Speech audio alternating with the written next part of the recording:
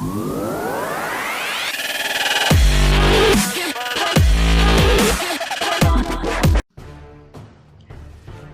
Number 150 సినిమాతో megastar Chiranjeevi boss is back అంటూ వెండితెరకు mega వెలుగులు అద్దారు. బాక్సాఫీస్ దగ్గర 150 కోట్లకు పైగా వసూళ్లతో రికార్డులను షేక్ చేశారు. ఆ తరువాత ఉయ్యాలవాడ నరసింహారెడ్డి అనే వీరుడి కథను తెరకెక్కించాలని నిర్ణయించుకొని ఆ ప్రాజెక్టును పట్టాలెక్కించారు. మొదట ఈ సినిమాని తెలుగులో మాత్రమే తీద్దామనుకున్నారు.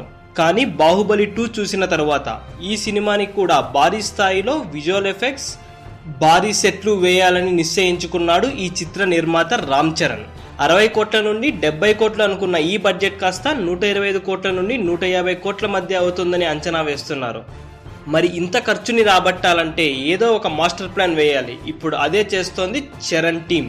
ఉయ్యాలవాడ నరసింహారెడ్డి కథ బ్రిటిష్ వారిపై పోరాటం కావటంతో భారతదేశమంతా ఈ కథకు కనెక్ట్ అయ్యే అవకాశాలు ఎక్కువ. దీంతో ఈ కథ అన్ని వర్గాల ప్రేక్షకులను మెప్పించేలా కొన్ని మార్పులు చేర్పులు చేస్తున్నారట. అంతేకాక ఈ చిత్రానికి సంబంధించిన సాంకేతిక నిపుణులను కూడా చాలా శ్రద్ధ వహించి ఎంపిక చేస్తున్నారు. మొదట తెలుగులో మాత్రమే విడుదల చేద్దామనుకున్న ఈ చిత్రాన్ని ఇప్పుడు హిందీ, తమిళ, తెలుగు భాషల్లో విడుదల చేయాలని నిశ్చయించుకున్నారు. అలా అయితే తాము పెట్టిన పెట్టుబడి, చిరంజీవికి ఉన్న క్రేజ్, కథాబలం వల్ల కలెక్షన్ల రూపంలో సులభంగా వస్తాయని భావిస్తున్నారు.